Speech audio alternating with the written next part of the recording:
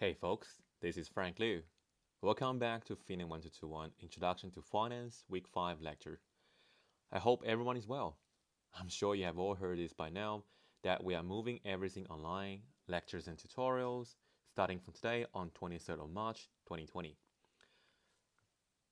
Originally, I was going to officially take over the lecturing from week 7. Given the change in circumstance, I will start from today.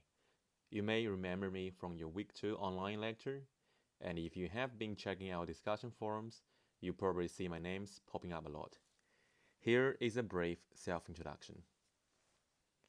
My name is Frank Liu. I got my PhD in Finance from the University of Queensland and a Bachelor of Finance with First Class Honours and Bachelor of Actuarial Studies from the Australian National University in Canberra. I am currently a Senior Lecturer of Finance and a Fellow of the Centre for Business Data Analytics. I am sitting on a faculty advisory board of Continuity Capital Partners, a private equity firm. So when I'm not doing my research in the office, I like singing, playing guitar and ukulele, spending too much money on photography, and have a few collections of skateboards. Unfortunately, I'm not able to perform annually from where I am, which is Wuhan in China, but I also know that no one wants to see one anyway. And here's my email address, frank.liu@uwa.edu.au. My office number is not working at the moment as I'm not in Perth. Well, this slide is not examinable as none of this is important to you. And here comes something important for you. We have 3 announcements. Firstly, tutorial. Given that everything has moved online, Daniel and I have decided to make your tutorial preparation and participation 0%, which means you don't have to worry about sending your tutorial preparation to your tutor or be participating in your tutorial on Zoom. The link to your specific Zoom tutorial will be sent by your tutor. We have also decided to release a suggested solution on LMS every Friday after the last tutorial is completed for that week. So for example, this is week 5.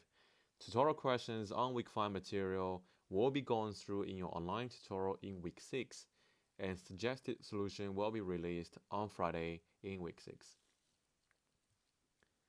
The second announcement is about your My Finance Lab tests. We have allocated the 10% from your tutorial performance to MFL. So now MFL tests weigh a total of 30%. We have also decided to take best 10 out of 11 tests. So this means every test is now worth 3%, 30 divided by 10. In our opinion, this 30% is relatively straightforward to get. In the past, we have seen an average performance across all students out of the 11 tests is about 80% or 78%. So if you really need any help, please consider post your questions on the discussion forums. We will try our best to help you maximize your own potentials. Just want to stress again, only the highest performance from each test will be counted, not your first attempt, not the last attempt, not the average, not the median, but the highest performance from each test, and the best 10 out of 11 tests. And the last announcement is about your exams. As we no longer have a facility on running physical face-to-face Miss exam, we have decided to reallocate 30% from Miss to the final exam, which is now 70%, and the coverage of the final exam extends to the entire unit, from week 1 material to week 12. This is a rather difficult decision to be made, as we know how important it is to have a Miss exam as a wake-up call. So what we have decided is to run a live stream self-evaluated online Miss mock exam at 10 a.m. Monday, 6 April 2020, which is roughly 2 weeks from today. Basically, everyone will be on Zoom. I will show you one of the past exam papers. We'll go through each question together, and you can grade yourself to see what kind of marks you will get, right? To see whether you can pass the average of last year's Miss exam, which is around 52%.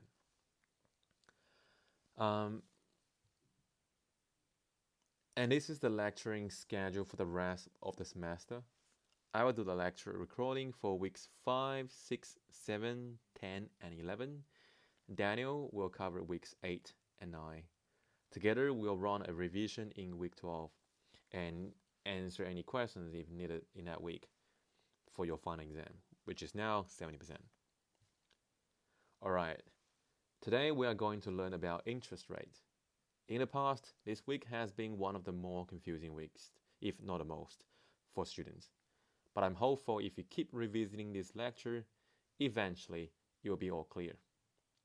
Here is the chapter 5, recommended rating, and we have 6 questions for the tutorial, which will be conducted on Zoom next week. And remember, your MFL Test 3 is due this Friday at 11:58 p.m. just before the midnight on 27th of March 2020, which is now worth 3%. 3%. All right, now let's quickly go through learning objectives. So this week is about interest rate, and we have about 8 learning objectives. The most important one is the first one, is to understand what effective annual rate is and what annual percentage rate is.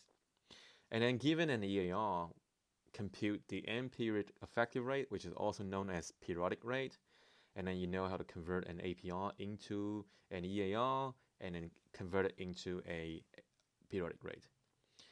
After we study the interest rate expression, we're going to learn nominal interest rate and real interest rate. And then, if we have 2 of the following 3, nominal interest rate, real interest rate, and inflation, we are able to calculate the third one. And then we describe the effect of high interest rate on net present values in the economy, talking about what is the appropriate discount rate, and then discuss the determinants of the shape of the yield curve. That's all gonna be done today. All right. So there are 3 sections in our online lecture today. Part 1 focuses on understanding the difference between EAR and APR. Part 2 introduce nominal interest rate and real interest rate. And in part 3, we'll briefly overview interest rates dynamics in real life. And we have prepared a number of workshop questions for you, given how important Lecture 4 and Lecture 5 are to the whole unit.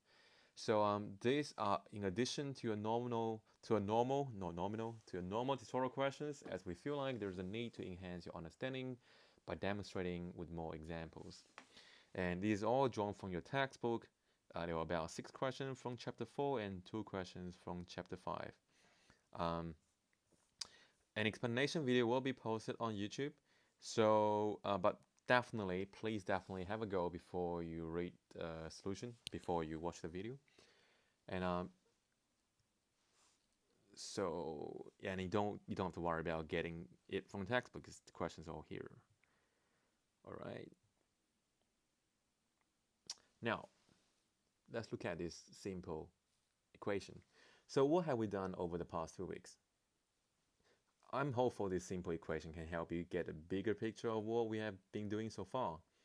So going from left, so in week 3, we introduced the concept of a normal market, that we can borrow and lend at the same rate, and so that everything can be measured in dollars, including moving cash flows across time. And in this setting, our preference towards whether we should receive money today, or in 1 year's time, or in 5 years' time, no longer matters, as there's always a financial institution, like a bank, help us move the money across time. This is an important setting to allow us to put the equal sign here, which is PV equals to something on the right-hand side. And that's what we did in week 3 to understand why would there be an equality there. And in week 4, we focus on the cash flow. So we examined, Daniel probably went through a different scenarios of cash flows, going from a single cash flow to multiple cash flows to find the present value or the future value of these cash flows. The idea is to come up with a simplified way to calculate present value if we can find a pattern.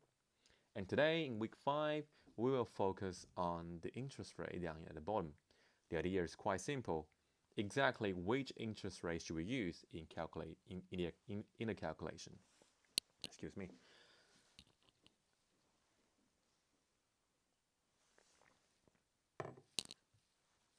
Now let's have a quick recap before we learn the more confusing part in week 5. So in week 4, I believe Daniel has gone through 3 important rules for time travel. Think about what they are. Well, The first rule is only combine or compare values at the same time point. The second one is to move a cash flow forward in time, compound it, which means if you want to move cash flow from today to 3 years time, you multiply by 1 plus r power to 3. And if you want to move a cash flow backward in time, you discount it. So to get a present value of cash flows in 3 years time, you have cash flow divided by 1 plus r power to 3.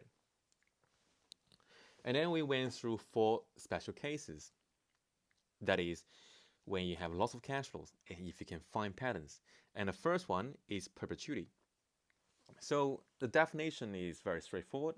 A perpetuity is a constant cash flow that occurs at regular intervals forever. So here, what are key points? If you examine this timeline over here,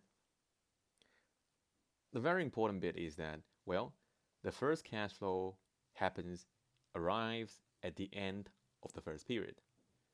And it will be the same cash flow in time period 1, in time 2, and time 3, and time 4, and forever, right? Goes on to infinity. So this is a definition for perpetuity. And you have to be very careful about what can be qualified as a perpetuity. But once you can identify a stream of cash flows to be a perpetuity, the present value of that is very straightforward, which is the formula down in the bottom right, which is C divided by R. That's how you calculate present value. You don't have to keep adding. That's it. As long as you can identify that being a perpetuity. The next simple case is annuities. So annuity is very similar to perpetuity, except that it doesn't go on forever. So you will go on for n periods over here. And the important part over here is that the first regular cash flow arrives at the end of the first period. So if a first cash flow comes in today, that is not an annuity, right? So in order to make it to be an annuity, you want to figure out what are the better ways to make it become an annuity, right? But once you identify that that is an annuity, you can use this present value of annuity formula, which is C times 1 over R times 1 minus 1 over 1 plus R power to n. And you may see this shorthand notation I've used in the discussion forum, as well as in many other textbooks that use the actuarial notation. So this A and bar R over here is a shorthand notation for these whole terms in a circle, right? So that represents that. So when you write A, 10 bar 0.01, that means interest rate is 0.01, 1%, and for n equals to 10. The next one, we have growing perpetuities. So a growing perpetuities is very similar to a perpetuity that the first cash flow arrives in exactly 1 year's time or 1 period's time. But the difference here is that it will grow at a constant rate. It doesn't grow at a constant amount, but it grows at a constant rate, G. And G here needs to be smaller than the interest rate R. Otherwise, the present value will become an infinity. Can this G here be an active number? Yes, you can have a G equals to minus 10%. When it's minus 10%, that just means your cash flow gonna decrease by 10% in every period, right? So this G here doesn't have to be a positive number. When it is a positive number, it is a growth rate. When it's a negative number, it just means it's gonna decrease at a constant rate. And as long as you can identify or write your cash flow in such way in this timeline, the first cash flow is C, the second cash flow is C times 1 plus G, and so on and so on, then you can write a present value as this, equals to C over R minus G. Right? So this C here on top of the equation coming from that being the first cash flow. And you may say, well, what if the first cash flow is C times 1 plus G, and the second cash flow is C times 1 plus G squared, and so on and so on? Does that mean that it's not a growing perpetuity anymore? Well, it is still a growing perpetuity so long as the first cash flow coming at the end of the first period and growing at a constant rate G. The only difference here is that over here, the C over R minus G bit, that C will be replaced by whatever that first cash flow is. So which means if the first cash flow is C times 1 plus G, then in the formula, that will be C times 1 plus G over R minus G.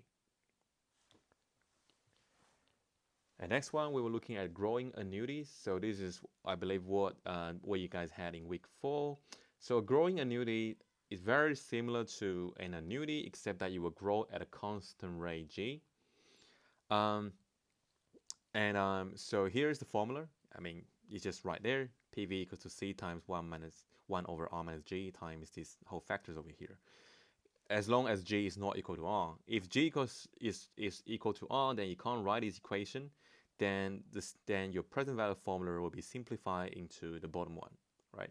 You can feel free to think about how you can prove this, but deriving such formulas is not a requirement for this unit. And how do we link all of them together? Before you think about how to link them together, look at this timeline. So I think 3 years ago I constructed this timeline to help my students to figure out how to learn this perpetuity, annuity, and growing annuity better. So basically, as long as you can figure out how to put your cash flows along the timelines like that, for example, for annuity, if you want to say that's a stream cash flows of an annuity, then the first cash flow has to be at the end of year 1, and then the second one is at the end of period 2, and so on, and with equal cash flow C, and then the formula will be on the right hand side. And if you need any help on saying if you got a stream of cash flows that look like an annuity but it's not an annuity, for example, if the first cash flow starts from today, or if the first cash flow starting from time 3, and how would you turn that into an annuity, and how such that you can use this present value formula. I have a thread on discussion forum 01. Please definitely read it. Somehow at the moment I can't actually access our math website. I think that is down for maintenance, so I can't show you here. But you should be able to go to forum 01 and find it was a discussion thread for that. Alright, to see how they are all linked, let's take a look at the growing annuity right in the middle, which is this formula in the orange box. PV equals to C times 1 over R minus G and stuff. So when G equals to 0, which means when there's no growing, which means every single cash flow in the growing annuity is the same, that just becomes a normal annuity, and that goes to this line box over here. And if n goes to infinity, which means now the annuity is approaching perpetuity, you can see that when n goes to infinity, this 1 over 1 plus r power to n becomes approaching 0, and that just becomes PV equals to C times 1 over r. And you can see that that's how they're all linked over here. But if you can't really identify any patterns and they're simply just unequal, then the best is just to use the elementary formula, but the most powerful formula, which present value equals to cash flow 0 at time 0 plus cash flow in time 1 divided by 1 plus r plus blah blah blah plus whatever, and add on to all your cash flows in present value term. And then in order to convert it into future value, you simply calculate the present value first and then multiply by 1 plus r power to n. And knowing this formula will help you reduce the need to memorize another set of formulas for future value. So both Dan and I think that there's no need to learn 2 sets of formulas when you know that how to transform from present value to future value. All right. We're actually going to have an example today looking at both ways when we're talking about interest rate. So all right, moving on to part 1 today. To show you why we need to learn different expressions of interest rate, let's take a look at this example. So say you want to borrow 500 grand from a bank to buy your dream apartment. Which bank would you choose? So here we have 2. NZ is currently offering 12.5% per annum compounded yearly, and CBA is offering 12% per annum compounded monthly. And those are not real numbers, as you know that the Reserve Bank just announced another rate cut, so it's almost down to 0% now, the cash rate. But here, just for illustration, so which bank would you choose? Remember that we're buying a house, taking a mortgage, and so we are buying, which means we need money. So as a borrower, do you prefer a high interest rate or a low interest rate? So which one of them looks smaller to you? 12.5% or 12%? Well, I guess for the majority of the population, that is not that obvious. In a few slides time, we'll come back to this example and hopefully we can sort it out.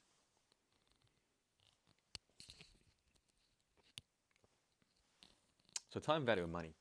To do compounding and discounting calculations, you need to know the cash flows, the timeline, the relevant interest rate. So the cash flows and timeline is what you guys did with Daniel in week 4.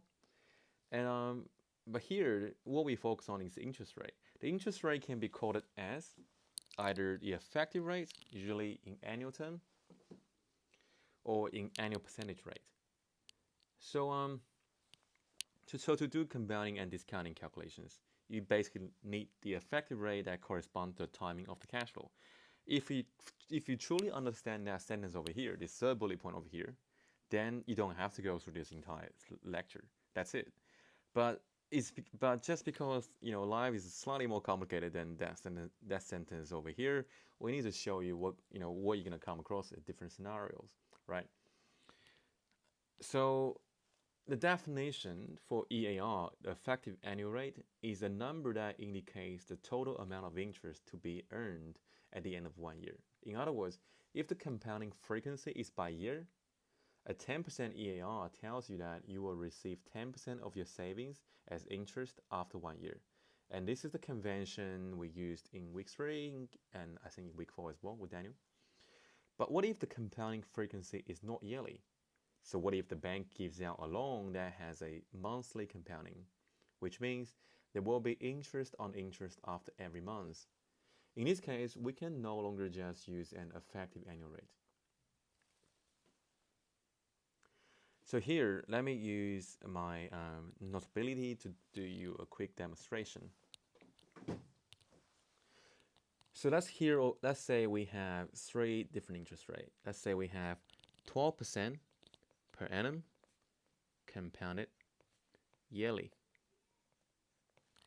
This is the first one. The second one, we have 3% per quarter compounded quarterly. Apologize for my writing, it's not that neat. And the third one is 12% per annum compounded quarterly. So these 3 different scenarios tells you illustrate the three common conventions of interest rate. The first one is known as effective annual rate. And the third one here is known as annual percentage rate. The one in the middle is known as end period rate.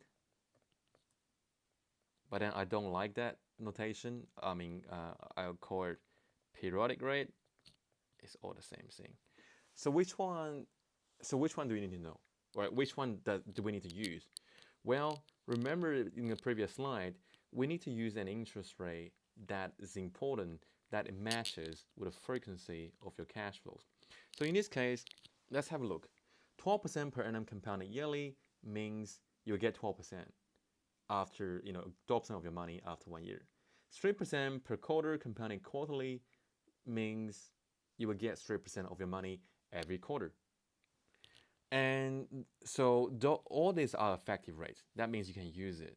But for the third one, 12% per annum compounded quarterly, that's a number that we can't use. I'll give a big red cursor here. We can't use it. And here we go, okay, why if we can't use it, then why do we need to know it?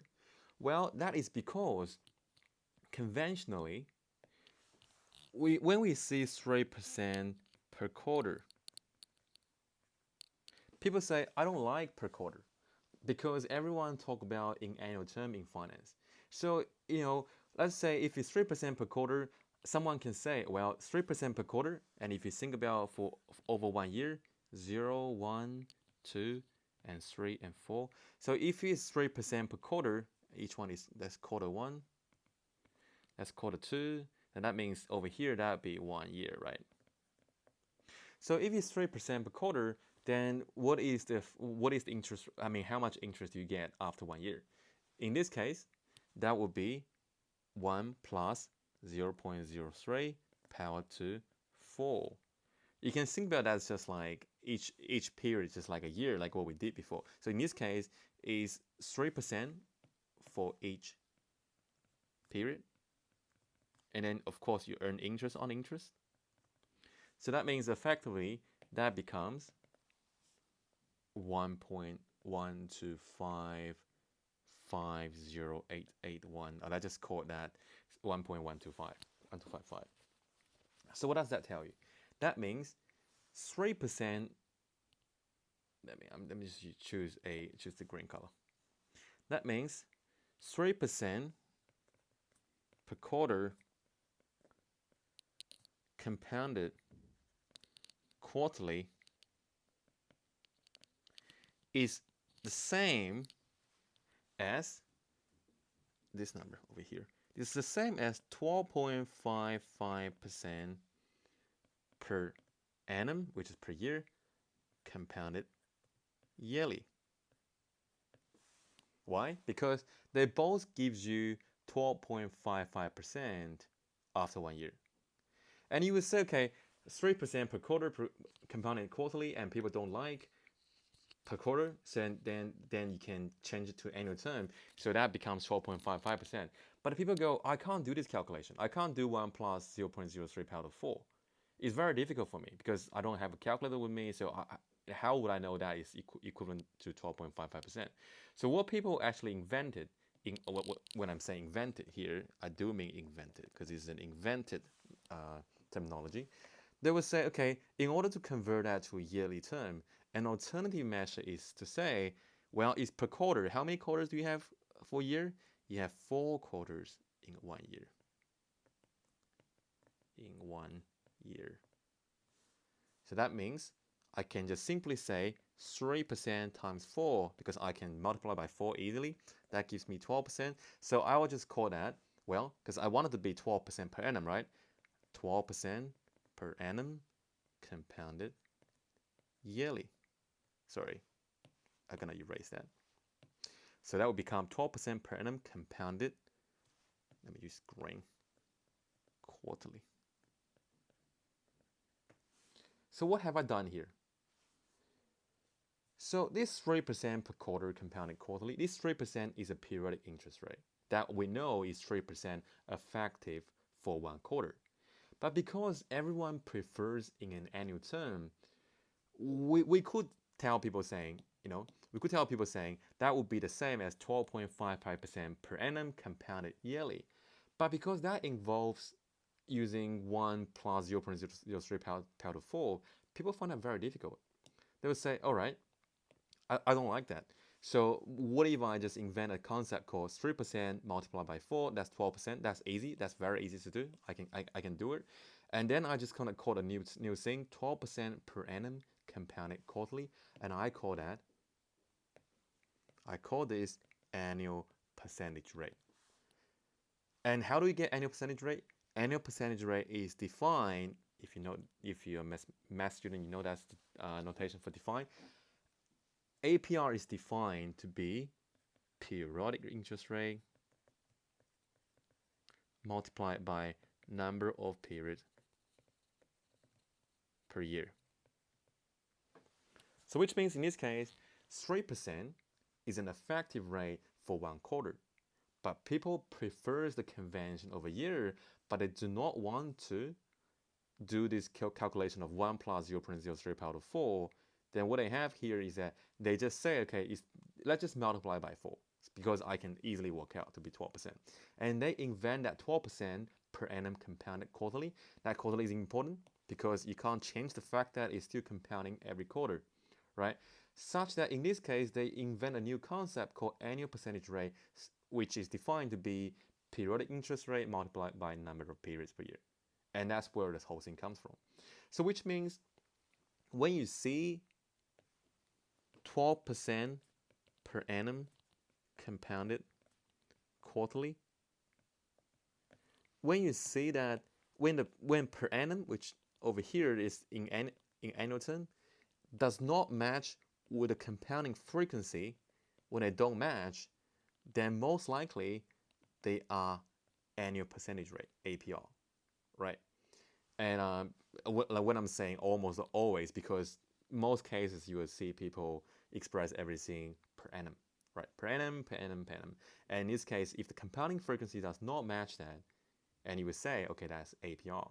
It's as easy as that. And you would say, okay, why do they do that? Remember, I think I must have said it 3 times. Why do they do that? Why do they choose to say 12% per annum compounded quarterly? That is because people actually can do this calculation in their head. This one, 3% times 4. Everyone can say 3 times 4 equals 12. But no one can say 1 plus 0.03, 1 plus 0.03 over here, power to 4. I don't think anyone can say that straight away. I know that's 1.1255081. You can't. You just simply can't. But most people can say 3 times 4 equals to 12%. So in this case, let me just write that out one more time, such that no one get confused. So which means here we have 12.55% per annum compounded yearly, annually. The second one, 3% per quarter compounded quarterly. And the third scenario, 12% per annum compounded quarterly. And I want to tell you that all these 3 are equivalent. They are all equivalent. They're equivalent in the sense that they are the same thing when you're calculating the interest, when you're calculating the present value or future value. They're all the same thing. They are effectively the same rate. But you can see that they differ numerically. 12.55% per annum compounded yearly differ numerically from 3% per quarter compounded quarterly, because 12.55 is different from 3, which again differ numerically from 12% per annum compounded quarterly. But essentially, they all mean the same thing. They all means that you will get 3% every quarter, and you will get 12.55% after 1 year, right? And now let's go back to your slide. So right. So we actually have gone through almost all of this first section in EAR versus APR. So so that was the example that we talk about. So earning a 12% return annually is not the same as earning 3% every 3 months, because if you put $1 in with 3% per quarter, you will grow to 1.03 multiplied by times power to 4. That will becomes $1.1255. So that means your actual interest you receive is 12.55%, not the same as 12%. All right. So as you can see, there is a formula to show you how to convert from EAR to a periodic rate. And I'm probably one of the few people that never encourage my students to memorize any formula. Any formulas. I don't want people to memorize any formulas. It's important to understand them intuitively. In addition, you don't need to memorize any formulas, as you can bring your own cheat sheet in the final exam. You can put whatever information you want on a single page, double-sided A4 size cheat sheet. We'll talk about cheat sheet as we go approaching the exam. All right, now let's have a look at a monthly rate conversion as an example. So over here, the monthly rate, 1.1 power to 1 over 12 minus 1. So you would say, okay, I don't understand that formula. That's fine. So let's look at this example. So here we're given that EAR is 10%. So what would be the periodic rate if it's compounded monthly? So which means, let's switch back to this. So given, let me actually use something smaller. So given my EAR is 10%, what is my periodic interest rate? Remember, how many periods, how many months do you have in 1 year? You have 0, 1, and 2, 3, all the way to 12. So we have 12 months in 1 year, right? So which means if you put $1 in the bank account, after 12 months, you'll be 1 times 1 plus my monthly interest rate, power to 12. That should be the same as if you put it in the EAR, which is effective rate, power to 1. Why power to 1? Because that's 1 year, right? EAR power to 1. So that means if you identify that relationship, then in order to find out what RM is, it's just as easy to say, well, now I identify that relationship, then I just rearrange it. That becomes 1 plus RM equals to 1 plus EAR power to 1 over 12. Rearrange it. RM equals to 1 plus 0.01. Sorry, I mean 0.1 power to 1 over 12 minus 1, right? And you can solve it. I mean, the answer is there. So you can memorize the formula. You can memorize this formula over here, but you don't have to, because so long as you understand what's the relationship between periodic interest rate and 1 year.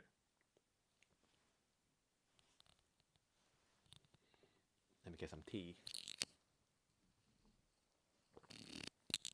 All right, the next example.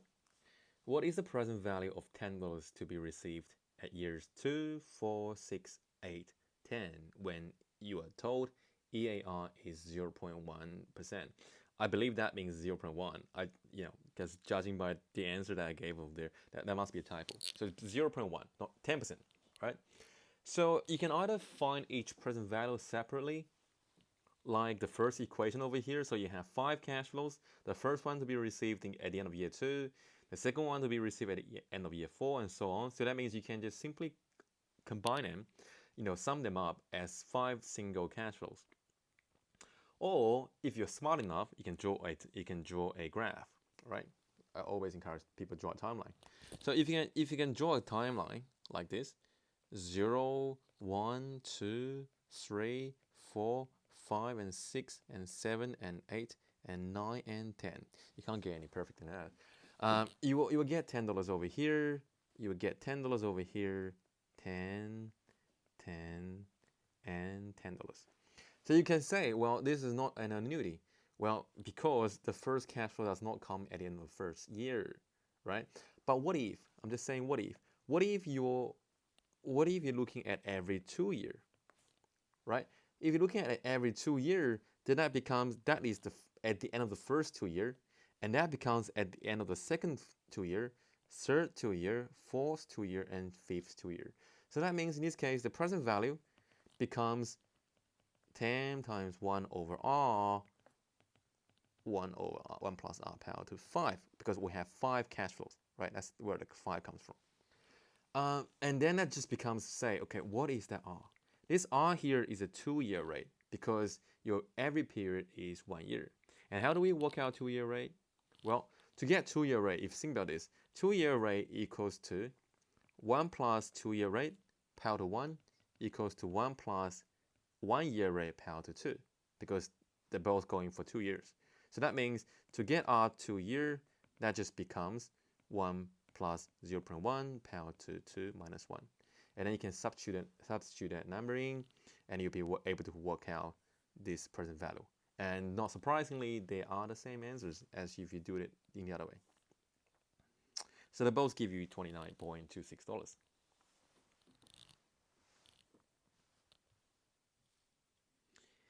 Here we have a problem, another example. So suppose an investment pays interest quarterly with an interest rate quoted as an EAR of 9%. What amount of interest will you earn each quarter? So which means the first question is asking you to find what is your quarterly rate. And then using the above interest rate, if you have no money in the bank today, how much would you need to save at the end of each quarter, such that you will accumulate to $25,000 in 5 years' time? So let's just again draw a timeline. I mean, the answer is on the next page. You can go to check these answers yourself. Let me just quickly again illustrate that on the timeline, such that you understand what we're doing over here. So we're gonna save this money for 5 years. 0, 1, and 2, and 3, and so here 5 years equals to how many quarters? That becomes 20 quarters, right? So here it will be 20, and that means each one is 1/4. And then you will need to put $C in every quarter. You need to put $C in every quarter. So first of all, how do we work out quarterly rate? Quarterly. Let's have a look at a question again. So in this case, the question says, an investment pays interest quarterly with the interest rate quoted as an effective rate of 9%. So which means to work out what your interest rate is, what your effective rate is, given that EAR is 9%, sorry, I forgot again already. Yeah, it is 9%.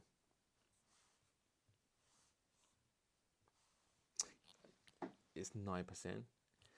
Then if we have a 1 quarter, how many quarters in 1 year? 4 quarters in 1 year. That's equivalent to put $1 in the bank account for 1 year. Such that in this case, the quarterly interest rate can be worked out as 1/4 minus 1. Again, you don't have to memorize the formula, but that will give you an answer, right? So once you work out interest rate for each quarter, which is RQ here, and then the rest becomes what we learned in week 4. So the question asks you to say, if you want to put $C in every quarter, at the end of every quarter, and you will get $25,000 in 5 years' time. So what is this $25,000? The $25,000 here would be a future value. That means in 5 years' time, after 20 quarters, you will have $25,000 in your bank account. So you could say that, well, that's the future value. So here, what we have is a stream of annuity paid every quarter. So what we can identify is that the present value of my annuity should be the same as the present value of this $25,000 today, right? That's one way of thinking. You can also think about, well, that would be the same as future value of my annuity equals to $25,000. But I personally, as I said, I personally prefer this one. That's because that means you only need to memorize one set of formulas. So with that said, so what is my present value of annuity? I have $C times 1/R times 1 minus 1 plus R power to how many cash flows? 20. That's where we get 20. Equals to 25,000. That's the right hand side. Discounted by 1 plus R power to 20. Because that $25,000 is to be received, is to be accumulated up to 20-year periods time. So the present value of that is 20 periods ago. And the R here is coming from here. Here and here. And the rest is already demonstrated in the lecture example. So this first slide is coming from a future value perspective. And the second slide over here is talking about the present value perspective. And you should know that they both arrive at the same answer. And I just want to quickly point out over here in this type up solution over here, the interest rate at the bottom is $25,000 divided by 1 plus 0.09 power to 5. You would say, oh, why is that 0.09 power to 5? Remember that 0.09 is effective annual rate, and that means 5 years of annual rate should be the same as 20 years of quarterly rate, right? 20 periods of quarterly rate, right? So that's not surprised that you will arrive at the same answer anyway. So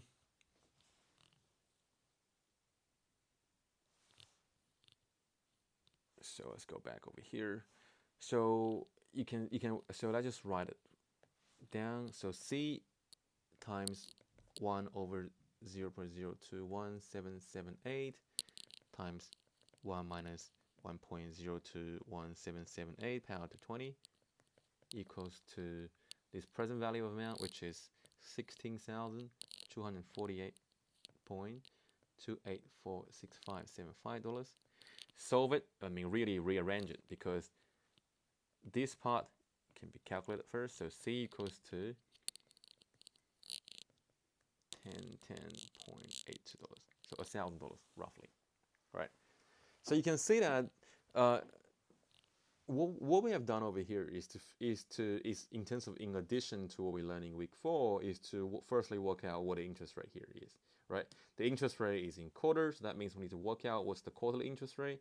And once you work out what quarterly interest rate, the rest is just like what we did in week 4.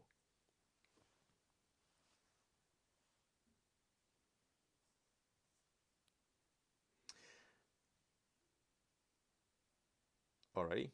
So the rest. So now let's just looking at the officially introduced annual percentage rate. So annual percentage rate, which is the interest rate that by convention they often express an annual percentage rate, because everyone wants to talk about in annual term, but the compounding frequency is never really annually. It's almost like monthly, fortnightly, weekly, daily. So annual percentage rate indicates the amount of simple interest earned in 1 year. So which means you don't get interest over interest. It's just like, quarterly times 4. And a simple interest is the amount of interest earned without the effect of compounding. And the very important bit over here is that the APR itself cannot be directly used as a discount rate. Let's look at this example. To work with an APR, you must know what a compounding interval is. So for example, 12% APR with monthly compounding means a rate of 1% per month. You would say, how do we arrive at that? Remember, that's how we actually define APR.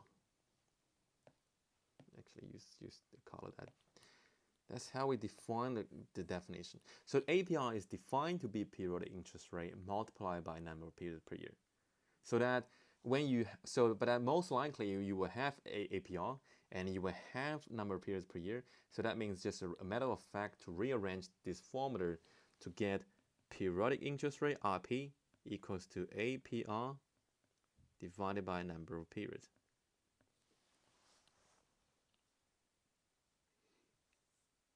So when you have 12% APR with monthly compounding, 12% monthly compounding, that means you have 12 months a year. That is the same as saying 1% per month. And here we have a formula, APR divided by K periods per year, right? That's the same thing. So 12% APR with quarterly compounding, what does that mean? 12% APR with quarterly compounding means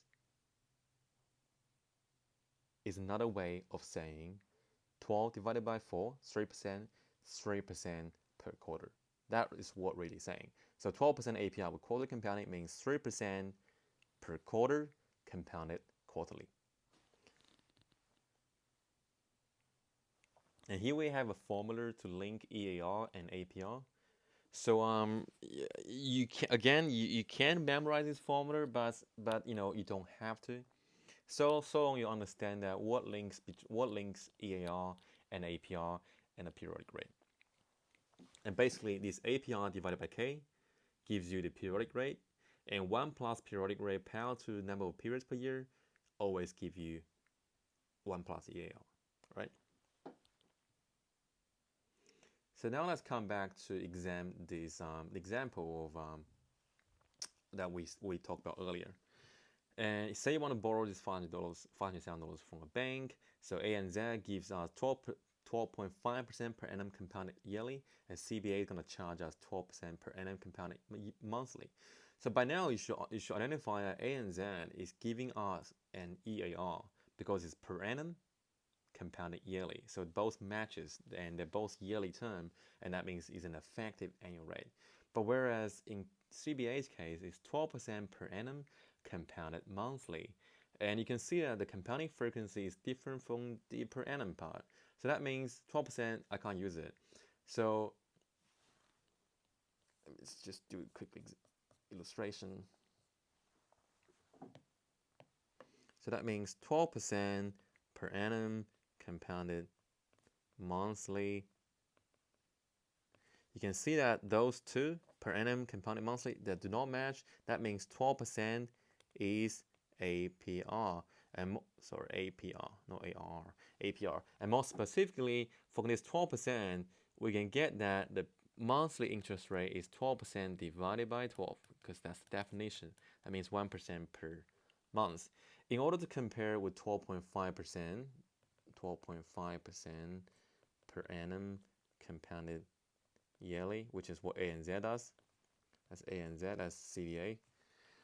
In order to compare that, we have to convert them into a same interval. So what we have here is, if we put money in Commonwealth Bank, or if we borrow money from them for 1 year, that would be 12 months, because it's monthly compounding, and that becomes 1.01 pound to 12, and that is 1.1268253. So which means the interest rate part, RM here, equals to 12.68%.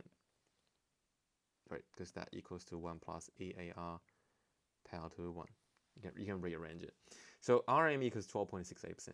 So now, if you compare this 12.68% with what ANZ is charging you, 12.5%, which one is higher? Remember, we're borrowing. Now it looks like Commonwealth Bank is higher. It's higher than ANZ.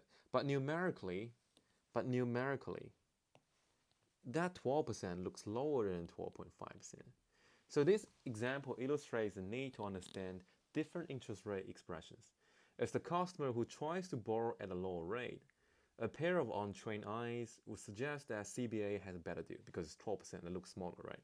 But though, as we all see, this is just a gimmick to use APR as a way to make the interest rate look smaller. So 12% here, let me just stress that again. 12%, oops. So this 12% per annum compounded monthly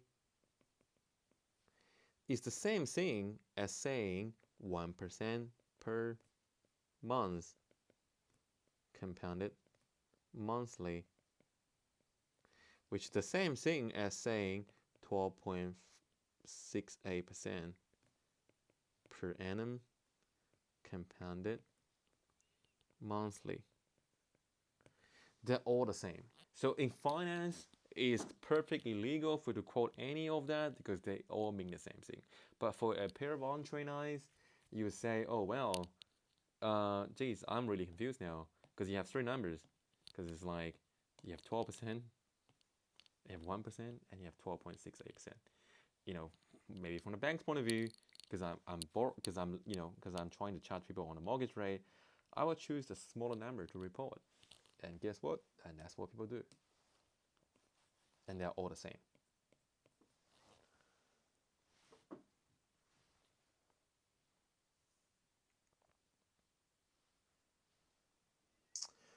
All right, so in your future units of finance, some of you may come across with something called continuous compounding. So continuous compounding is a theoretical concept where it means you're compounding in every instant, which k becomes infinity. So in principle, the compounding interval could be hourly or every secondly. But in the limit, we approach the idea of continuous compounding, and which is very much welcomed by mathematicians. So in this case, we compound interest every constant, and it just makes our life a lot easier to do the calculation. So in this case, to convert from EAR to APR, EAR equals to E power to exponential power to APR minus 1, and APR equals to log of E1 plus EAR. So why is that easy? Because that means when people are saying, well, is 0.03 APR compounded continuous compounding, that just means you can calculate it as $100 times E power to 0.03. So let me give you an example. So when people are saying it's going to be 3% continuous compounding, if you simply write like that, right? 3% per annum continuous compounding, that just means after 1 year, what I have here is 1 times E power to 0.03 times 1. And that's somehow that is a lot easier for people to do numerically on a calculator. So and at 0.03 is APR, right? Sorry, I keep writing that as like ARR. It's APR.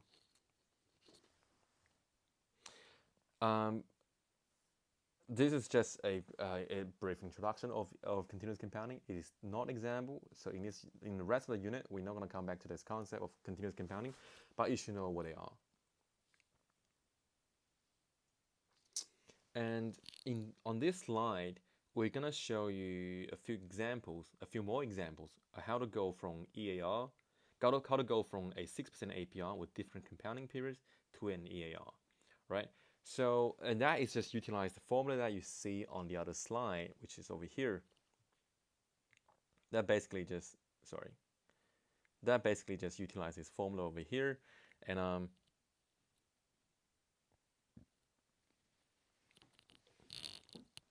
feel free to go over here to do this calculation to make sure that you truly understand them, right? All right, one more problem. So a firm is considering purchasing or leasing a luxury automobile for the CEO. The vehicle is expected to last 3 years. You can buy the car for 65 grand upfront, or you can lease it for about $1,800 per month for 36 months.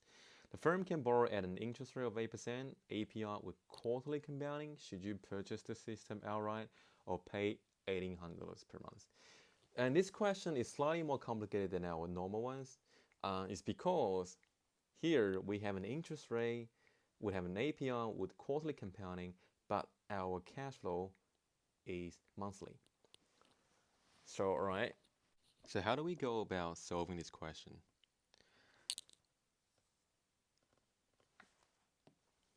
I guess the first thing here is to draw a timeline.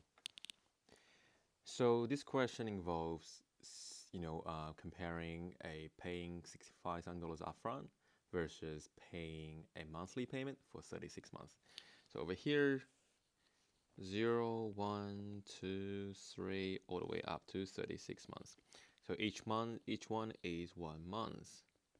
And we have either present value equals to $65,000 or present value equals to $1,800 times 1 over R. We're not sure what that is yet. 1 minus 1 plus 1 over R power 2.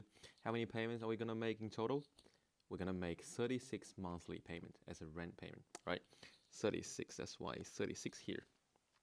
So this is what we learned in week 4, identifying this is an annuity because cash flow comes in at the end of each period.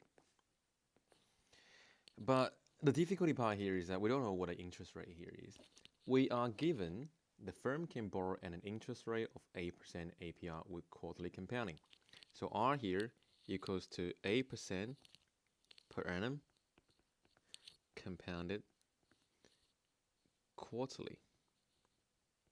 And that is the confusing bit because, this APR is 8% per annum compounded quarterly. So as we learn that, the definition of APR coming from, the corresponding periodic rate. So which means from this APR, we will get that, well, because it's compounded quarterly, that means the quarterly interest rate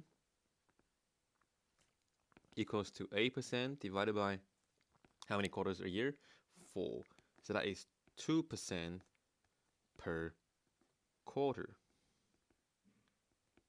And you would say, well, that is not interest rate we want because the interest rate we want is a monthly interest rate. Remember, we can never change the frequency of cash flows. We can only change the expression of our interest rate to match up with the cash flow frequency.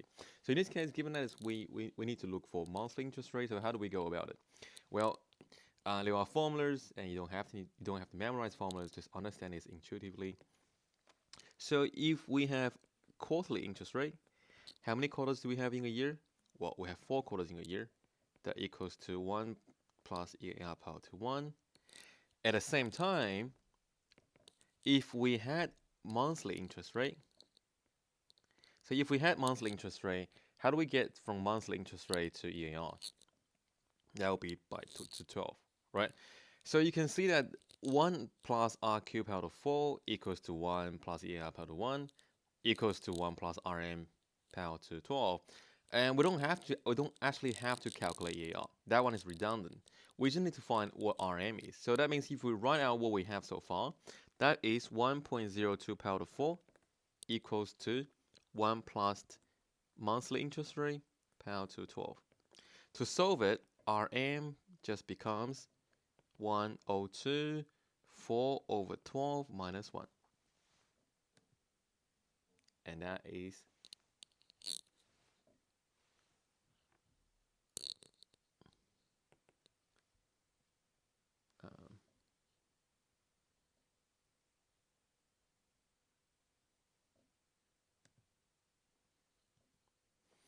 sorry, took me a while to figure out what my own answer is. That is 0.66227% per month.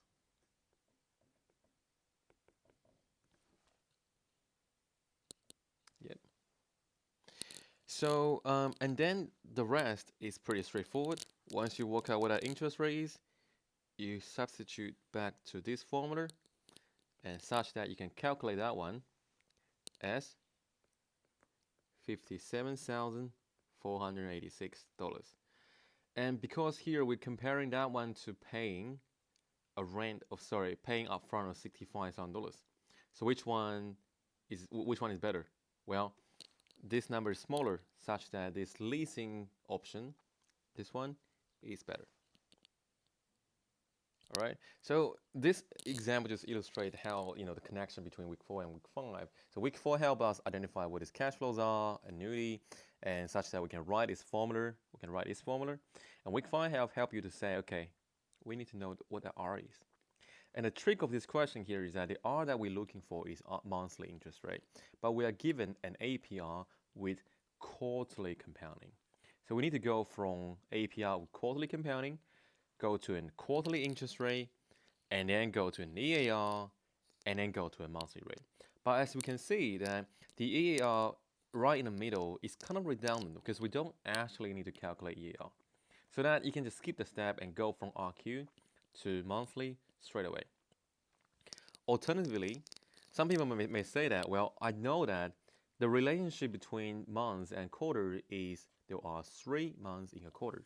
So that I can always say RQ power to 1 equals to R months power to 3. If you draw a little timeline here, 1, 2, 3. So if each period is 1 month, such that 3 period becomes 1 quarter. So if I know that relationship, that's the same as 1.02 equals to 1 plus Rm power to 3. And you can solve Rm as 1.02 over 1/3 minus 1, which is the same as this one over here. That's the same thing, right? As you can see, they are the same.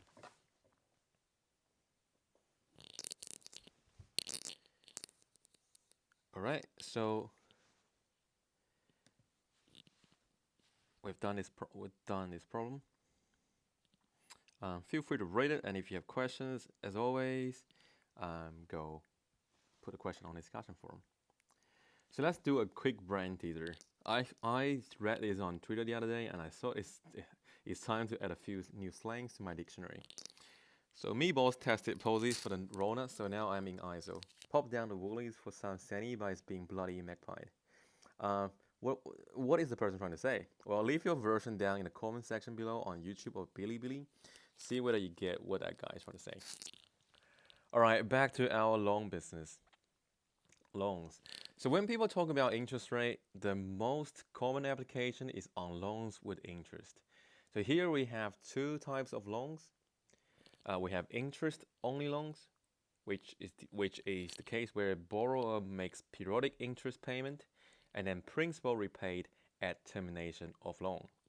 We can also have amortizing loans. So payments are made at a set interval, typically monthly, or it could be quarterly as well.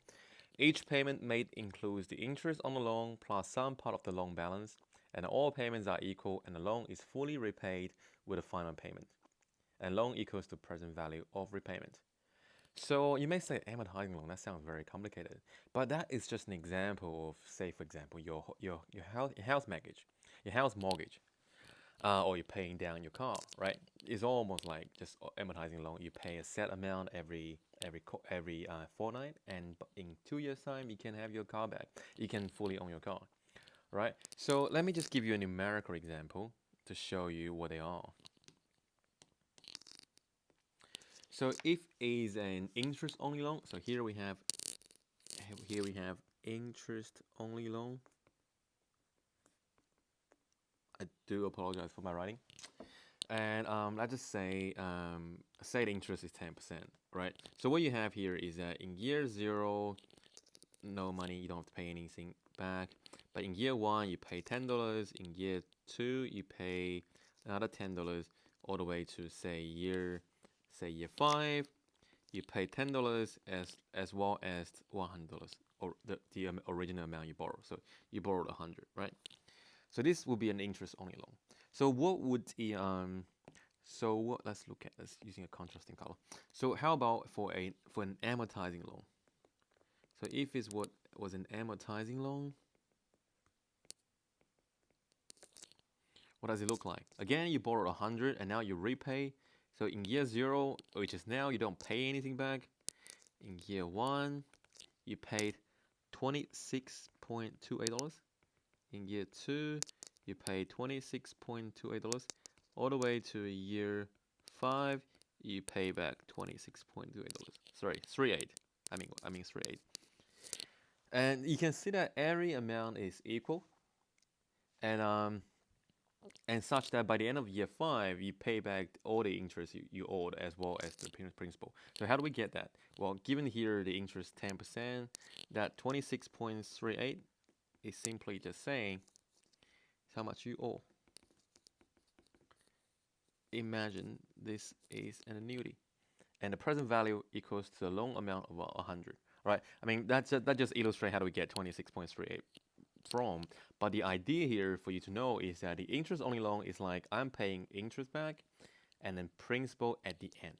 Whereas in the amortizing loan, every payment I have pays down interest as well as the principal. So which means I'm going to write a very important formula over here. I'm going to write that in, say, black. So for amortizing loan, my total payment equals to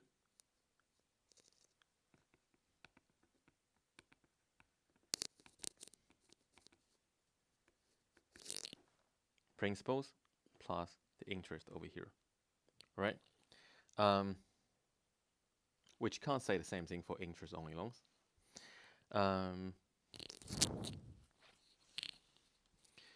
So, all right, so let's go ahead looking at an example. All right, next one. So example, amortizing loans. So consider a $30,000 car loan with 60 equal monthly payments computed using a 6.75% APR with monthly compounding. So in this case, it's a car loan that you're gonna make 6 equally monthly payment. Although it doesn't say here whether it's gonna be at the start of the month or at the end of the month, because it's not saying, we assume that it's always at the end of the month. And the interest here we're dealing with is 6.75% APR with monthly compounding. And given that we're looking for monthly interest rate because we're gonna make monthly payment, so here by definition, the monthly interest rate equals to the APR divided by 12, which is 6.75% divided by 12, gives you 0.5625%.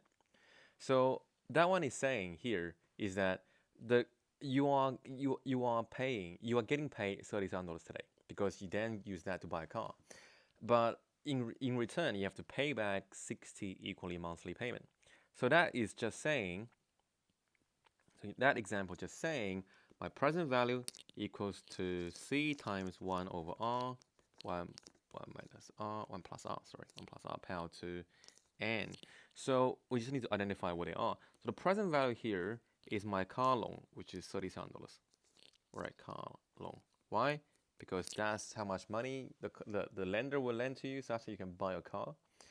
And the C here is the monthly payment that we're looking to solve.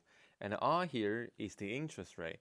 But the R here has to be a monthly interest rate, which is 6.75% APR divided by 12. That's definition. And what is the N here? How many monthly payments are you going to make back? the question tells you is 60, right? 60 monthly payment. So that means the rest is just to find out what my payment is. So if you want to solve it, that becomes 30,000 divided by, let me use the shorthand notation for annuity factors, which is here A. How many payments? 60. Interest rate is 6.75% divided by 12. And then you can solve it, and you can see that the answer showing on your slide is 590.50. So that example is relatively straightforward. Now is outstanding loan balance. If you can put a star on your slide, if you're gonna annotate your own slide, please feel free to do so. And because this is one of the harder example and people always get confused about. So why is that important or why is that difficult? Because when people people use mortgage to buy a house a lot, and it's very important for you to figure out how much money do you still owe after certain number of years of payments, right? Because you may come to a time to think about refinancing or pay straight away, pay it off, or want to refinance with another mortgage. So here, let's look at this problem. So 2 years ago, your firm took out a 30-year amortizing loan to purchase a small office building. The loan has a 4.8% APR with monthly payments of $2,623.30. How much do you owe on the loan today? And how much interest did the firm pay on the loan in the past year? I mean, there are two sets of questions here. The first question is saying, how much do you owe? And second question is about how much interest did the firm pay on the loan in the past year, right? I mean, you can see this. The solution is on it's on the next slide. I have an emoji over here, and that emoji just means it's difficult, right? Nothing serious, but it's difficult. So you can read about it, and we can do it by hands. So I strongly encourage you to always draw a timeline. So this question is saying originally it's a 30-year amortizing loan, and what's your frequency is monthly. So you're gonna make your payments every month. So after 2 years of the loan, that means you have 28 years left. So with 28 years left, that is equivalent of saying you're gonna make 336 monthly payments. So that means that will be 336 monthly repayment remaining. So you can say, all right, how much do you owe the loan today? How much you owe is the present value of your payments today. So my payment is gonna be, let me just write it so I can write it and you can write it as well. There's no point, just watch it, right? You should write it as well. So the loan balance, so balance after 2 years, assuming that you have made every single payment, equals to the present value of your payment for another 28 years. And that means here, that would be equals to payment, monthly payment, times 1 over R, 1 minus 1 plus R power to N. And it doesn't matter for us to identify what they are. So do we know what the monthly payment is? Yes, that's told. That is 2623.33. Do we know what the interest rate is? Well, the question tells us the interest rate is 4.8% APR.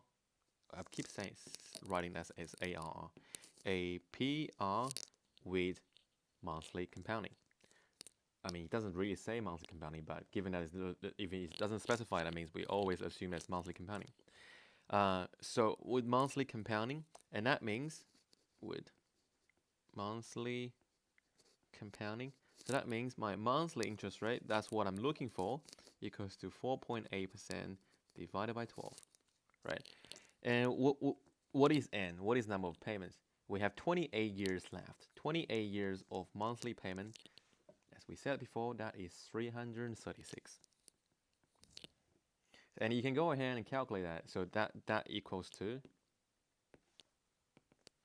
484,600 $332.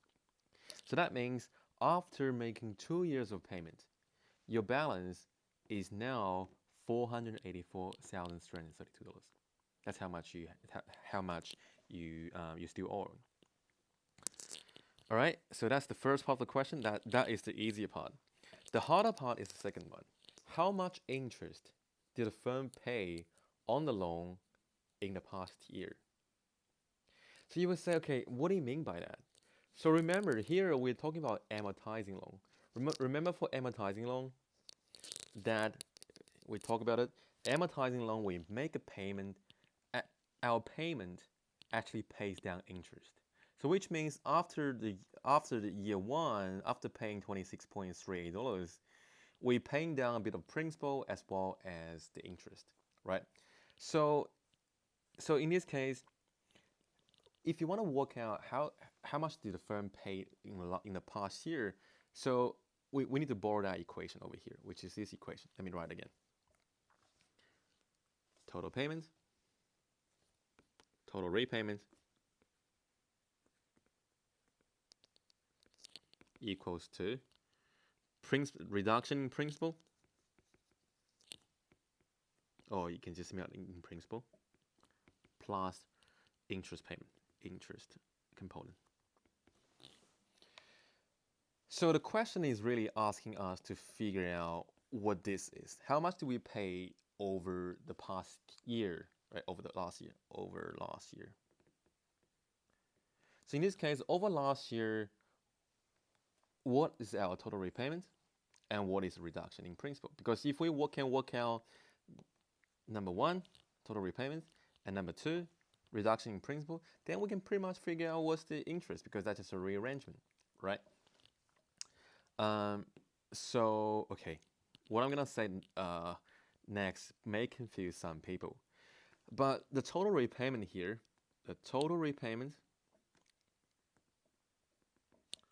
over last year, in the past year, over the last 12 months,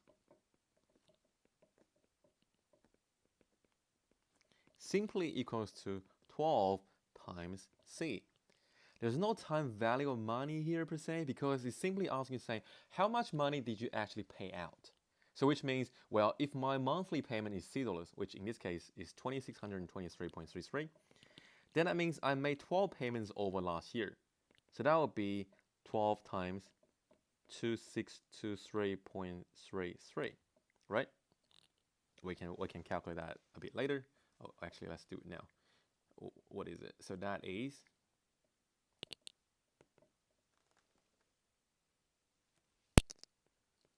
$31,480. So that means my total repayment last year, over the past 12 months, was $31,480. But how about my reduction in principal? What do you mean? What do you mean by reduction in principal?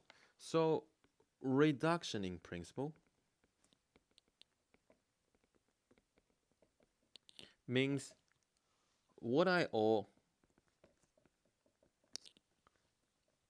last year minus what I owe now, right? Because you're making payments to pay back principal plus interest. Hopefully, after paying 12 payments, you're paying down a bit of your principal. So what I owe now? So what I owe now is already calculated. So that's from this here. Balance after 2 years. So that is $484,332, right? So that's what I owe now. So in other words, that means that is my balance after 2 years of payment. Oh, why did that happen?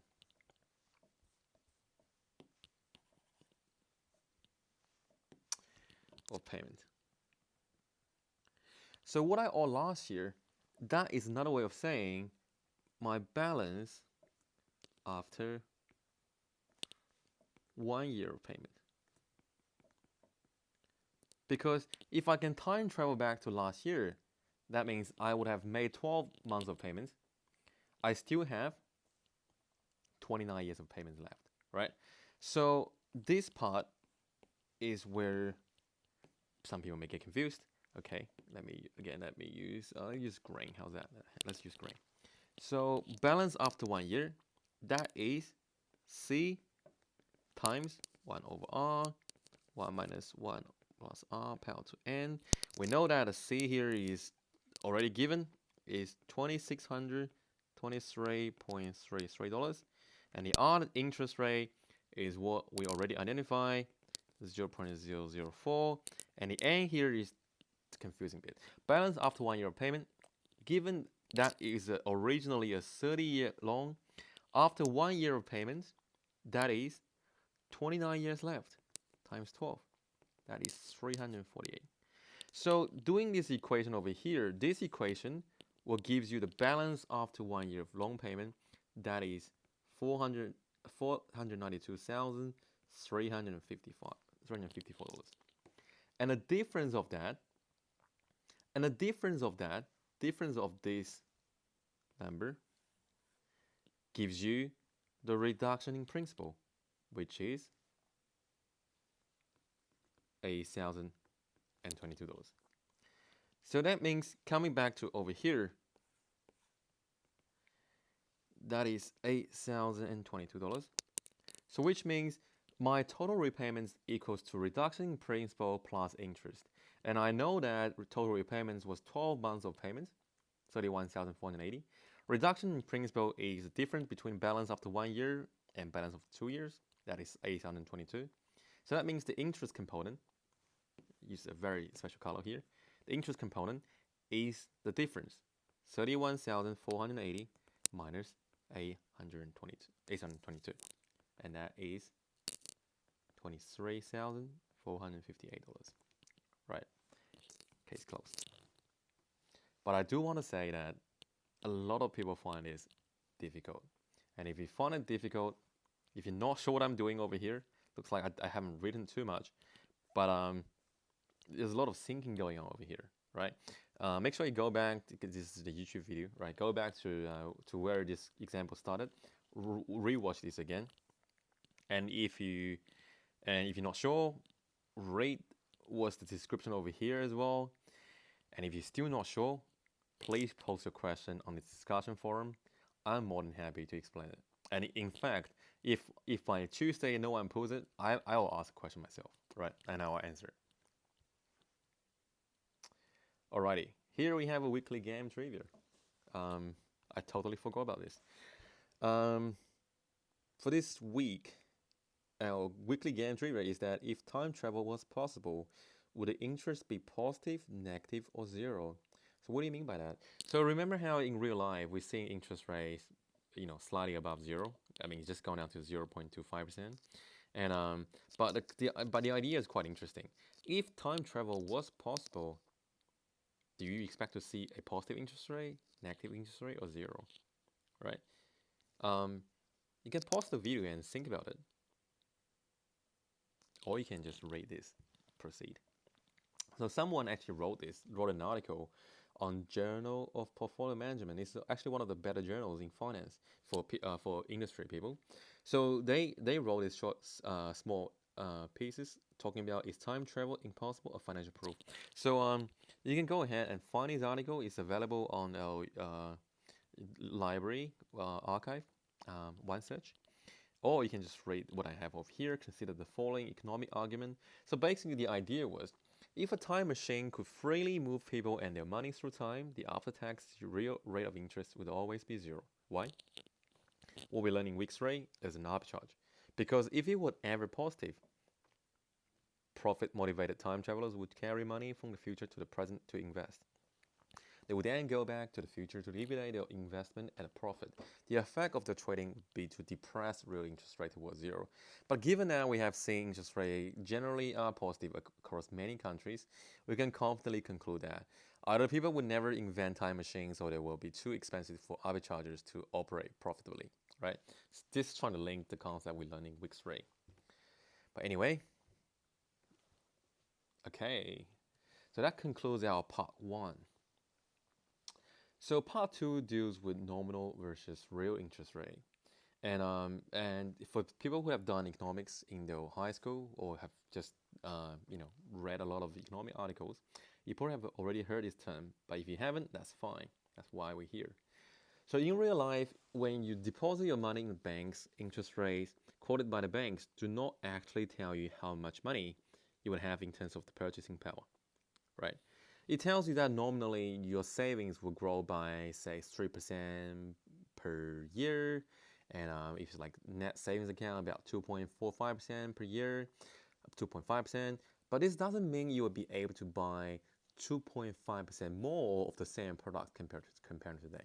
So let's just say if you put in $100 in a bank account, next year you will get extra $2.5. But does that mean you can buy $102.5 worth of coffee? Well, you say, geez, what do you mean by that, Frank? Well, so first of all, let's have some definition.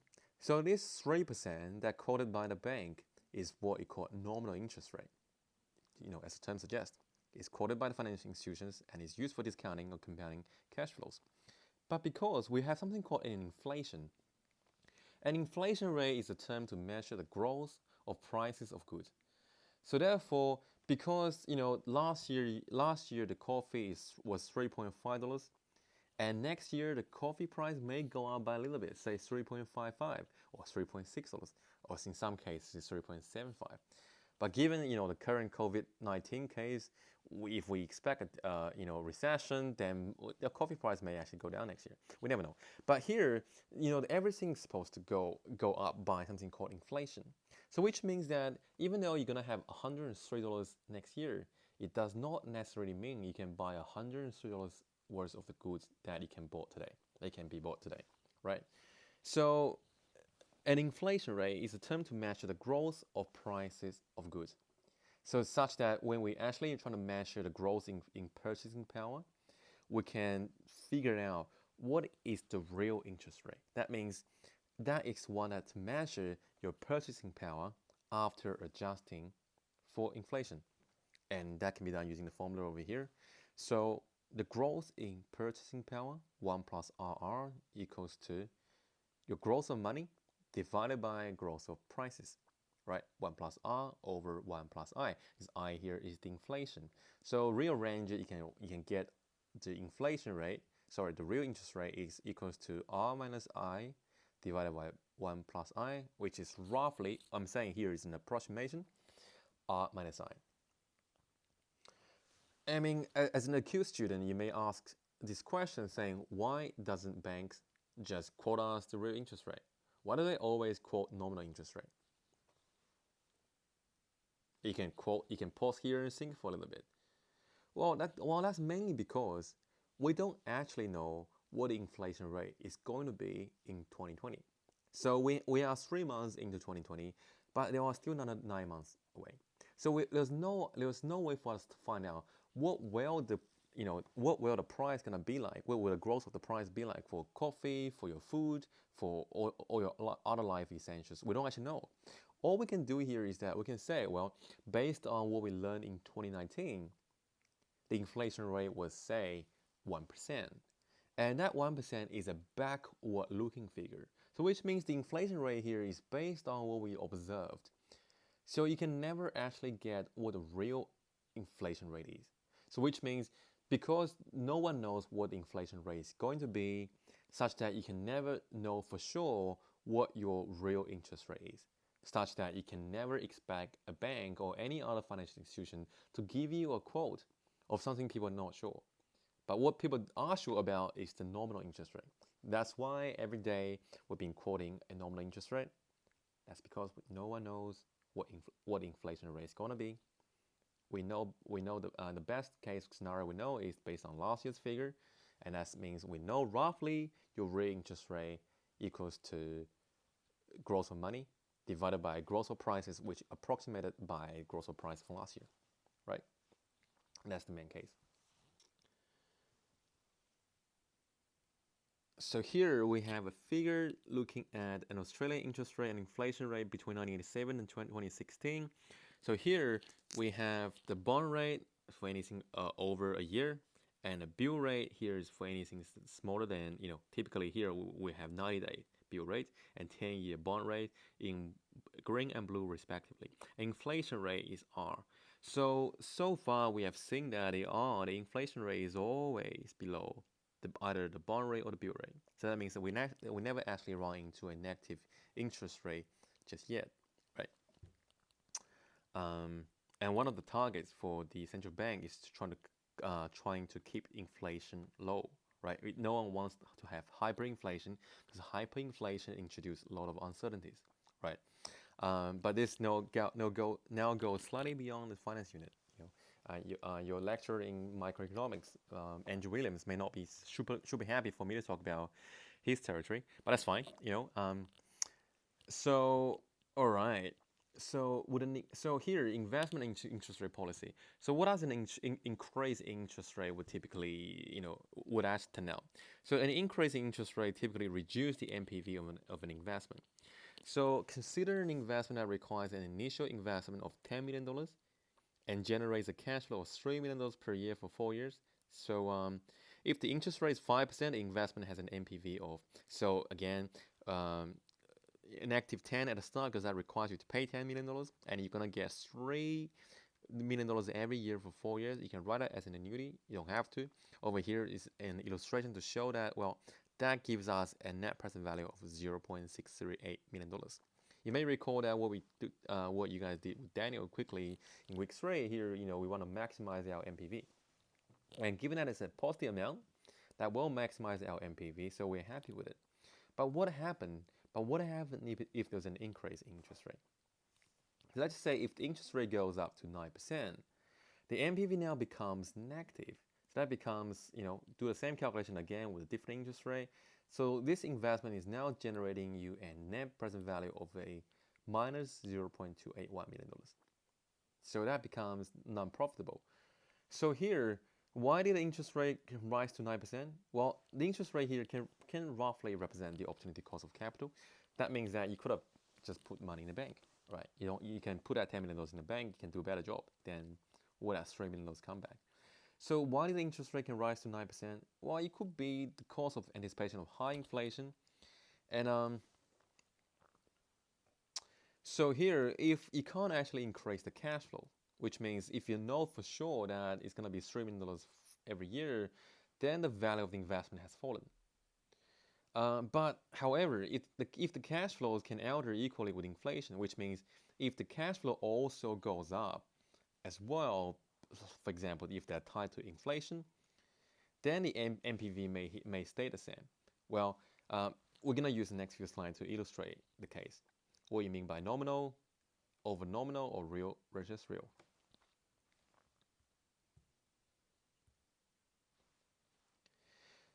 So we're probably not going to spend too much time in our unit to do with real versus real or nominal versus nominal, but it's very important for you to know when to use what.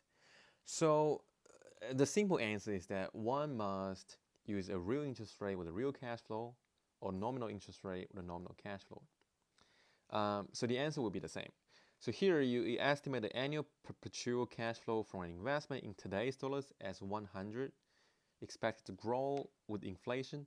The relevant nominal rate is 10% with inflation expected to be 4%. So here you are given that you're going to receive a lot of $100, right? It's going to be a perpetual. So let us draw the diagram.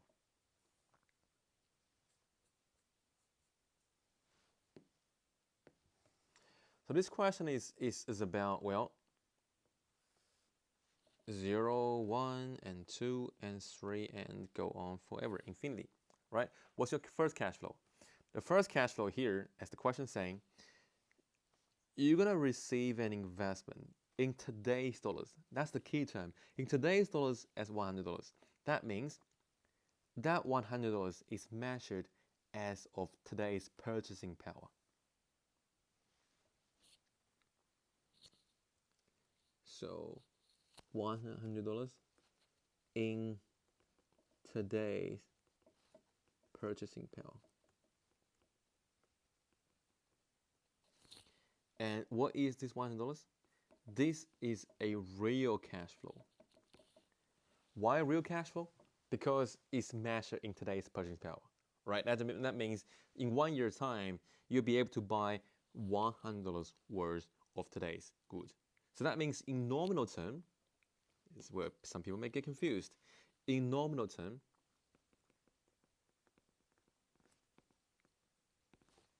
that will become $100 times 1 plus the inflation. And inflation in this question is 4%.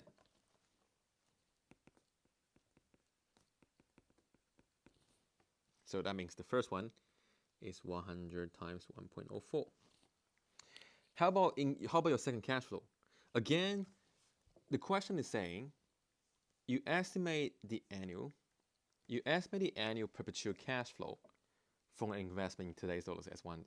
So which means in 2 years' time, you are still receiving $100 in today's purchasing power. But what does that mean in nominal term? And that means it will be for year 2. So this is year 1. For year 2, that will be $100 times 1 plus I power to 2.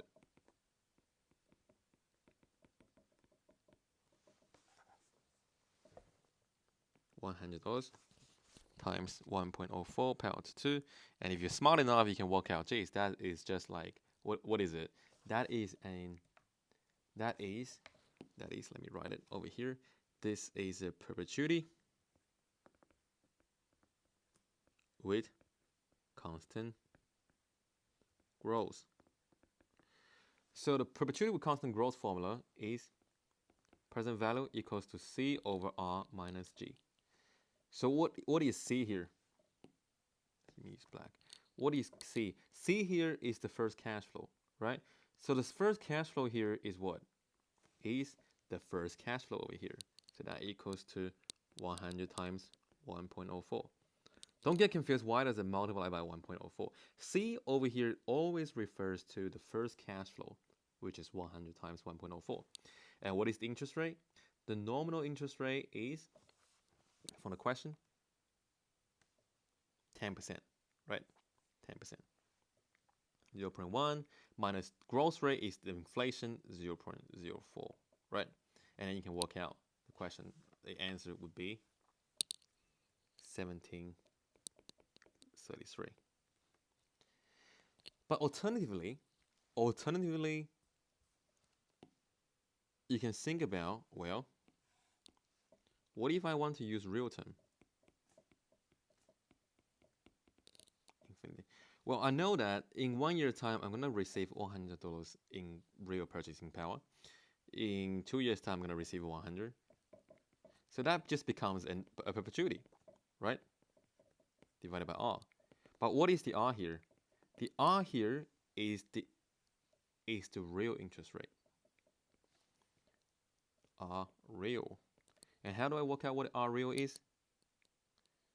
It's $100 divided by, using the formula, nominal rate minus inflation divided by 1 plus inflation. And that equals to 100 divided by 0.1 minus 0.04 divided by 1.04. And not surprisingly, if you flip that around, if you're comparing to these two terms, and that one, mathematically, they are the same thing. If you flip that 1.04 up, that means the same thing. That's which is not surprisingly, they all both end up with the same answer. But the idea is different. Numerically, they're the same, but this way of thinking is I'm using real cash flows discounted by real interest rate, real R's. Where in this case, I'm using nominal cash flows discounted by nominal interest rate. All right? But both will end up at the same thing. Okay. So now suppose we are estimating the present value of a 20-year annuity that the first payment in 1 year's time is $10. Expected to grow with inflation. The relevant nominal rate is 12%, with inflation to be expected to be 5%. So here, this example is slightly different from the previous one. This one, the first payment is $10 in 1 year's time. The second payment would then be 5% more, right? $10 times 1.05 and so on and so on. So the difficult part for this question here is that, again, they both look like something to do with growing annuity, right? Because there's something growing, and I need to figure out which one is growing and which one is the first cash flow. But here, if you want to use nominal cash flows, right? If you focus on the black timeline over here, then the first cash flow is 10. Next one is 10 times 1.05. The last one will be 10 times 1.05 power to 19. So this is a growing annuity with 20 payments, interest rate being 12%, growth rate being 5%, and the first cash flow, very important, the first cash flow here is $10, right? So if you go to the next slide, you will see that's why here, that's what we wrote over here. That's a growing annuity, $10, 20 payments, 5% growth rate, 12% interest rate, and the first cash flow is 10, because that's what the question told you. First cash flow is $10. But what if you want to measure that in real term? So in real term, $10 in 1 year's time will be equivalent as $10 divided by 1.05, right? Because that needs to be adjusted by inflation, right? Inflation adjusted. 10 divided by 1.05. So by the time you go to the second year, which in nominal term, that's 10 times 1.05. But to deflate it, you need to divide it by 2 years of inflation, which is 1.05 squared, and that becomes 10 over 1.05 again. And all the way up to the last year, you can see that here, if it was a real cash flows, that would become an annuity, and the cash flow is 10 divided by 1.05. Right? And that's the only tricky bit, is to say, when you're using real cash flows, how do you find real cash flows? And that's how we find real cash flows. And and the answer is provided over here, right? So I put a emoji over here to say why that's the case. Hopefully, after my quick explanation, you get what they are.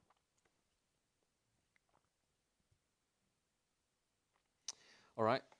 Last part. That's the last part. We come to the last part for today's lecture. So now let's talk about the yield curve. And really, this is the last complication about interest rate when we're trying to get closer to settings in reality. Of course, in some other units, you may get something even more complicated. The interest rate can vary depending on investment horizon, right? So let's say if you go to a bank and say you want to make a term deposit, what would typically happen is that they will offer you a different interest rate depending on how long you would like to deposit for. For example, they may give you 3% per year if you are putting your money down for 1 year, or 3.5% per year if you are putting down for 3 years. The high interest rate per year for a longer term acts as an incentive for you to be willing to lock up your money with them for a longer period. Why would a bank want to do that, right? Why would a bank try to encourage you to lock up your money, to save to put a deposit for longer term? Well, think about it. A term deposit is a saving plan that the customer cannot withdraw money out from the banks until the end of the term. The longer the lockup period, the more flexibility for the bank to use the money you give them for investment. After all, the bank here typically profits from the differences between how they obtain the money through people saving, like they give you the savings rate, and how much extra they can charge customers when they lend money out, like a mortgage. Right? Typically, when you put the money, go to the bank, the savings that you put down, the savings interest rate is typically much lower than the mortgage interest rate. Right? So here we have term structure, which describes the relationship between the investment term and the interest rate, and the yield curve illustrates the term structure. So here we have an example of a term structure of risk-free Australian interest rate in September 2000, 2004, 2008, 2012, and 2016 using five different colors. So over here, what do you see? you see that, for example, if you take 2016, the bottom one, the interest rate was very low. I mean, now it's even lower. But what you can see here is that the interest rate has gone down, right, over the time, which means that now you no longer receive the same amount of interest as as before. But the other thing here you can see that is that, say 2016, if you put money in the bank for 2 years, roughly you get about 1.6%. But if you put them with 10 years, you roughly get about 1.9% per year, right? This means per year. That means that here we have an upward sloping term structure.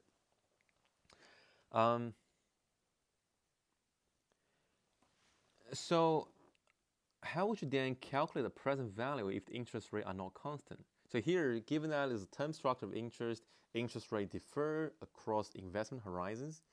So that in this case, we just have to go back to the most elementary formula that we have. It just means we're just gonna take a sum of all the individual terms, right? Cash flow in year 1 divided by 1 plus R1. Cash flow in year 2 divided by 1 plus the interest rate, the 2-year interest rate power to 2, and so on and so on. All right, let's take a look at this example.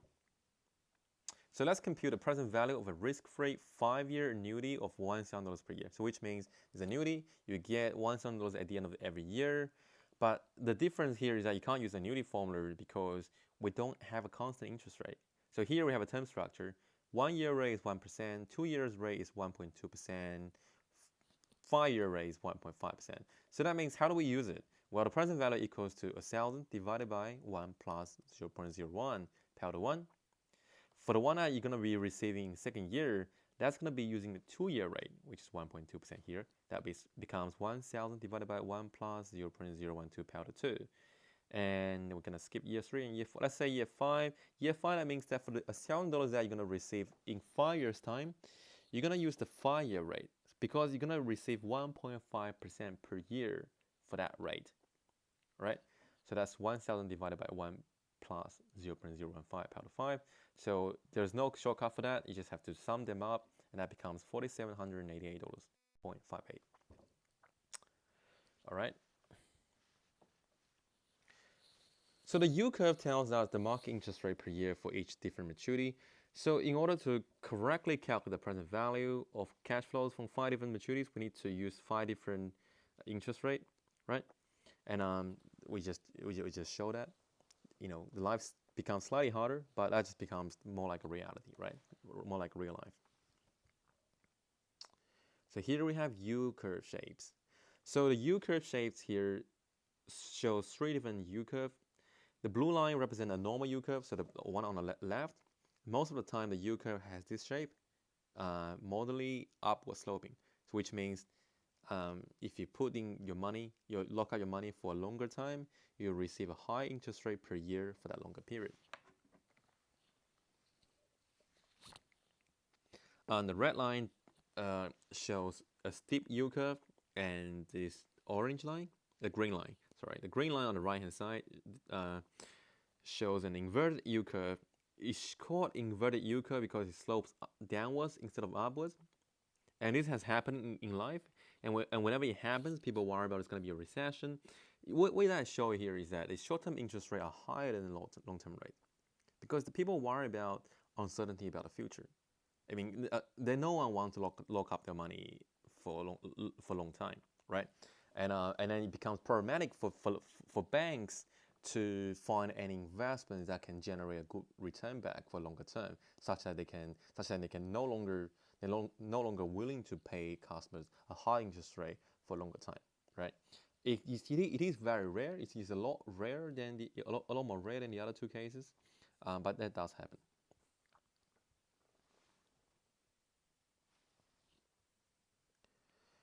All right. So what determines the interest rate? Well, if interest rate are expected to rise, long-term interest rate will tend to be higher. But if interest rate expected to fall, long-term interest rate tend to be lower, right? That's always determined by the market demand and supply, and determined by market's expectation about what's going to happen in the future, right? So here we have another illustration of short-term versus long-term Australian interest rate and recessions. So this graph is quite interesting for a number of reasons. So over here, we're going back from 1970s to 2016. Maybe it looks like 2013. So what we have here is that the green line is 10-year government bond rate. So that's a longer term rate. Again, everything is per year, right? It's longer term rate. 90-day bill rate is illustrated using red color. And what people are saying over here is that uh, if the yield curve is inverted, which means if the short-term interest rate is higher than longer-term interest rate, it shows that there's going to be a recession. But is this a perfect prediction? Well, if you look at the figure closely, the red region doesn't tell you exactly when the next recession is. So what I'm saying here is that when you see an inversion, so the red over green, you're always going to lead to a recession, right? It does tell you there's going to be a recession, but like, if you're going back to over here, in this line over here, you're right in the middle of it. And the more important thing here is that, let's say, okay, it looks like there is a recession after that, right? There's a recession after that, but it doesn't really tell you how long that's going to be, right? So it's important just to, have a grain of salt to when you interpret this kind of pattern.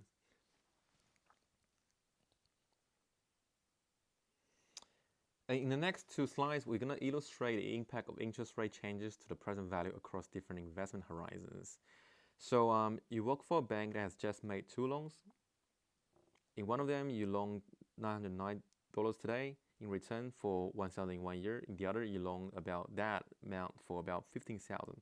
So this example is trying to illustrate that the longer the term is, the more sensitive your decision is going to be to the interest rate, right? So let's just say here, originally those two are equivalent, right? Those two loan payments is equivalent. One of them is going to be 1 year, the other one is going to be repaid in 30 years.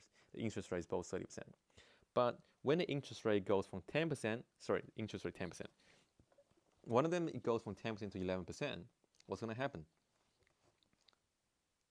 Well, for the 1 year loan, given now there's a rise in interest rate, so the present value becomes 1,000. That's to be received at the end of the year, divided by 1.11 power to 1. That becomes $900. For the 30-year loan, the present value becomes 15,863 divided by 1.11 power to 30. That is $692.94. So what does that tell us? Well, the value of the 1 year loan decreased by about $8 or about 0.9%, but the value of the 30-year loan decreased from 909.09 to 692.94. That's almost a 24% fall. So the small change in market interest rate compounded over a longer period resulted in a much larger change in the present value of the loan repayment, right? So then you can see why investors and banks view longer-term loans as being riskier. Riskier means more volatility, means more variation than short-term loans, right? We're going to come back to that in week 6 when we talk about when you're valuing debt repayments bonds.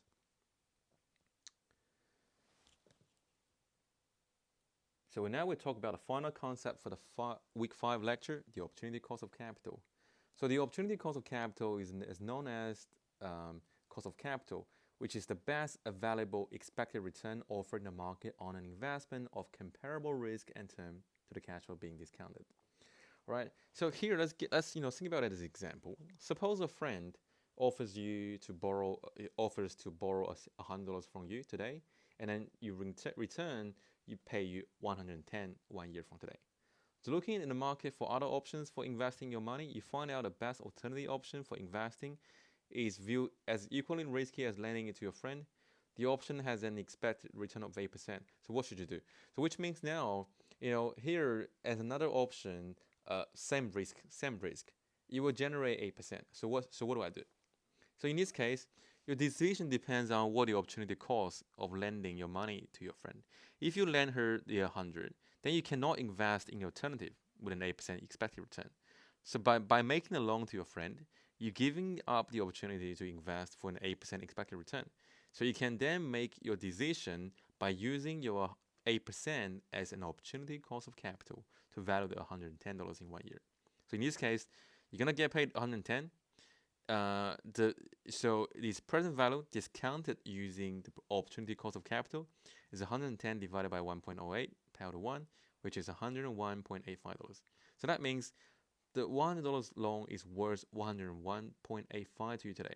So you should make the loan based on the opportunity cost of capital here, right? Because that 8% is the best rate you can get in other places. And in this case, should you lend to your friend? Yes, you should make the loan. So in week 3, the valuation principle tells us that we can determine the value of an investment by using market prices to value the benefits net the cost. As this example shows, market prices determine what our best alternative opportunities are so that we can decide whether investment is worth the cost. All right, so that's it for today. Hopefully you take care and you stay safe. And thank you for tuning in, and we'll see you next week.